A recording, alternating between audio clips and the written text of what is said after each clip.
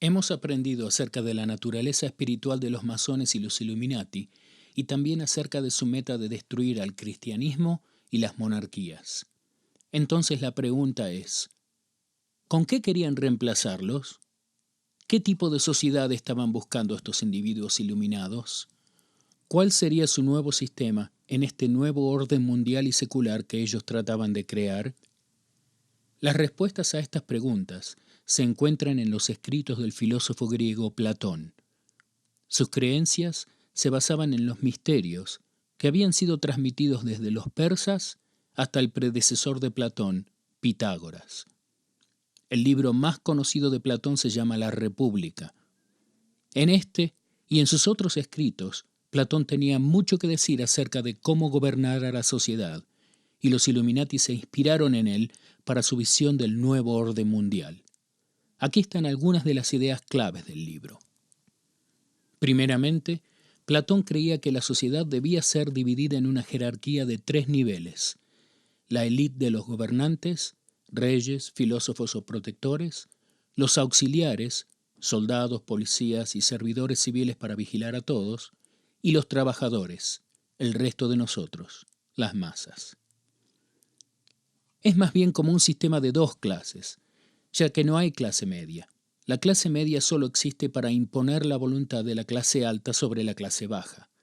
Platón creía que el individuo promedio era incapaz de controlar su propia vida y que por lo tanto debía someterse sin cuestionamientos a la élite gobernante, los cuales, debido a su iluminado conocimiento superior, dirigían las vidas de los inferiores hacia un bien mayor.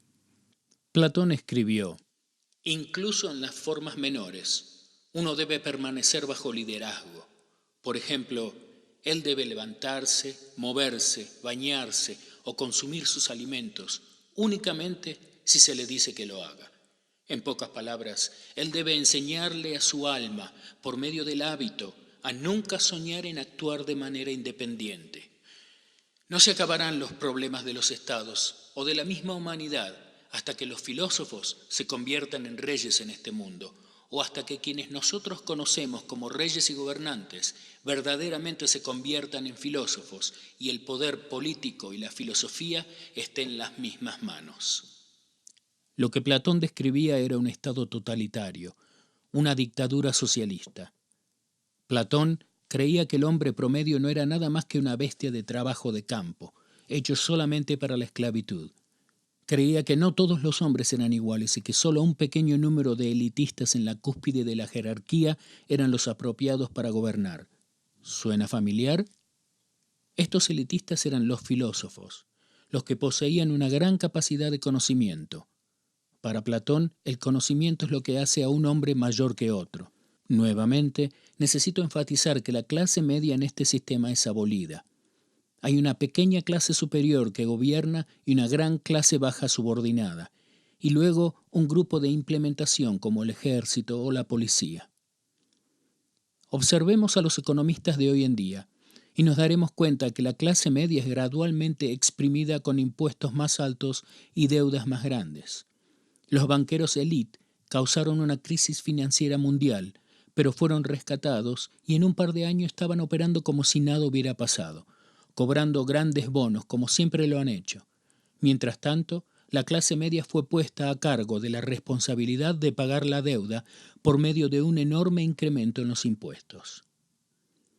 Notemos que durante la crisis financiera, los adinerados no tuvieron que ajustar para nada su estilo de vida. La distancia entre los pobres y ricos se hizo mayor.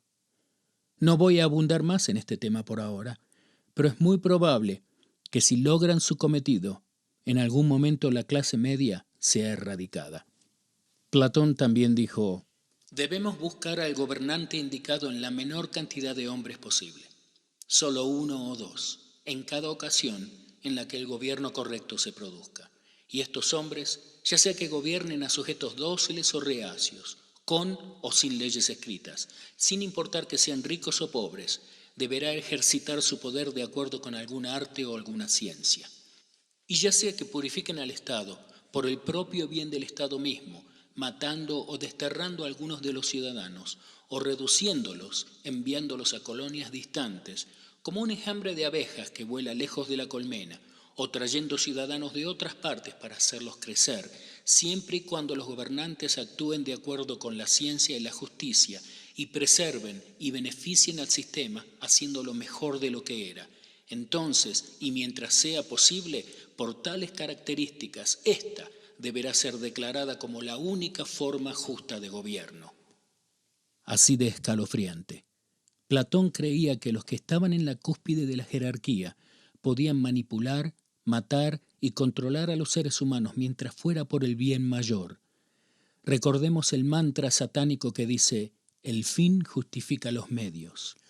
Él afirma que no importa si las masas están dispuestas o no a ser gobernadas, y que deberán matarlas o desterrarlas para controlar a la población.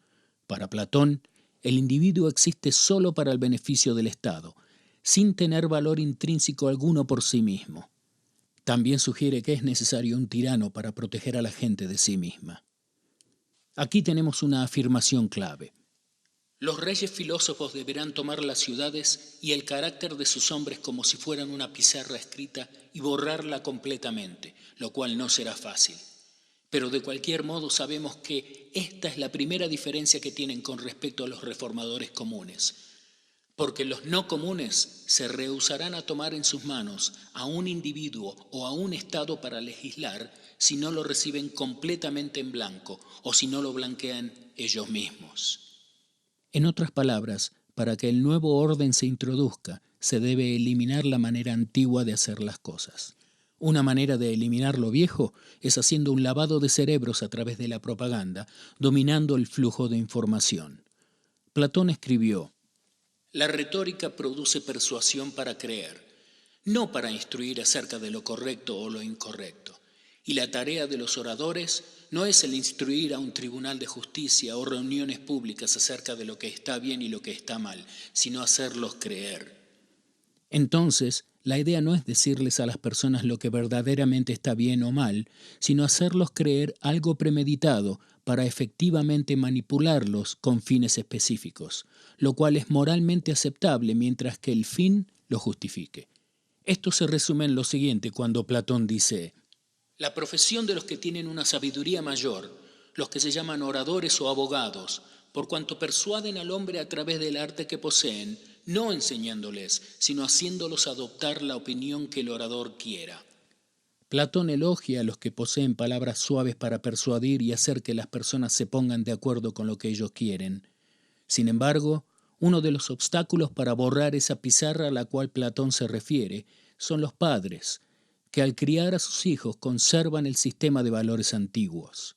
Por eso Platón sugiere: todos los habitantes mayores de 10 años serán enviados a los campos y van a hacerse cargo de los niños, quitándoles las costumbres y hábitos de sus padres, criándolos con sus propias costumbres y leyes, las cuales ya hemos descrito.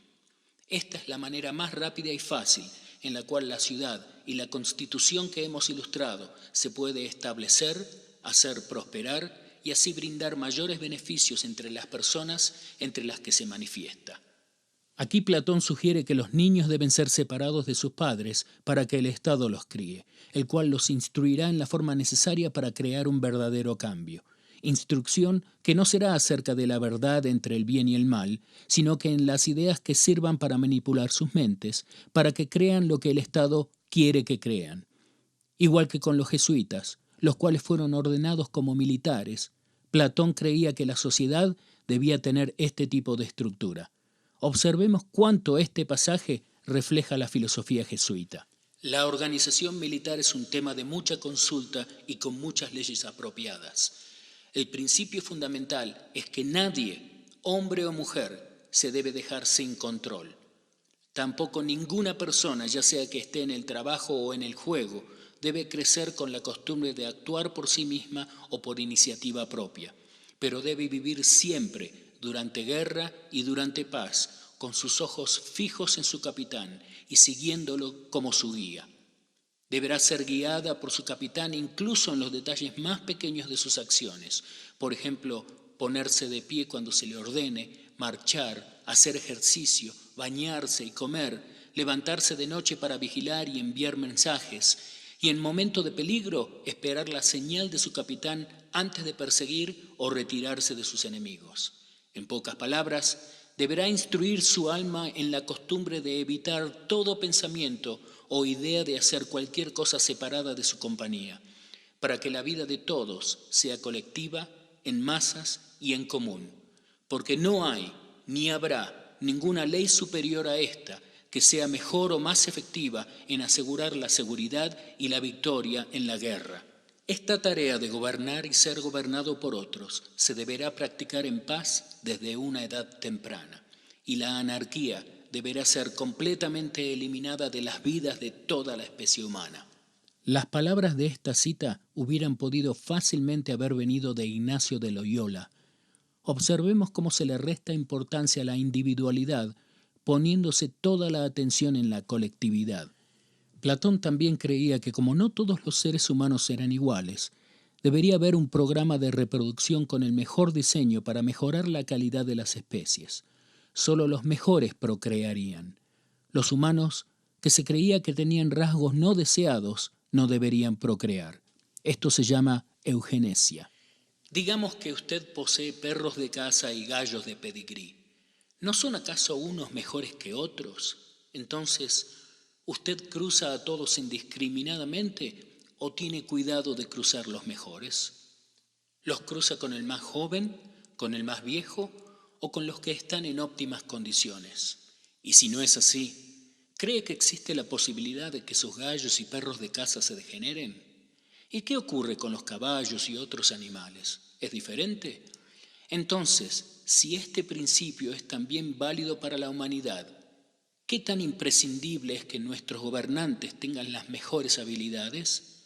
El mejor hombre debe cohabitar con la mejor mujer en tantos casos como sea posible, y lo peor con lo peor en la menor cantidad posible. Y la descendencia de uno debe ser criada y la del otro no, si se pretende que nuestra descendencia sea lo más perfecta posible. La manera en que todo esto se lleva a cabo debe ser desconocida por todos, con la excepción de los gobernantes, y los guardianes no deben estar en desacuerdo.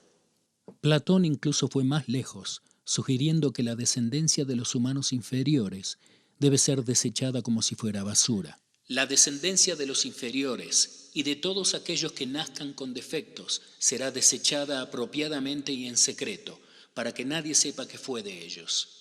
Este es el requisito para preservar la pureza de la descendencia de los guardianes. Eugenesia es lo que Adolfo Hitler hacía cuando trató de establecer una raza aria superior con cabello rubio y ojos azules. Este proceso involucraba el tratar de erradicar a quienes él veía como inferiores, específicamente a los judíos. Platón lo elabora diciendo: la novia y el novio deben proponerse en sus mentes producir para el Estado hijos con la mayor cualidad de bien y belleza posible. Deberán procrear solo por 10 años, al fin de los cuales son considerados demasiado mayores para seguir produciendo y se los obliga a divorciarse.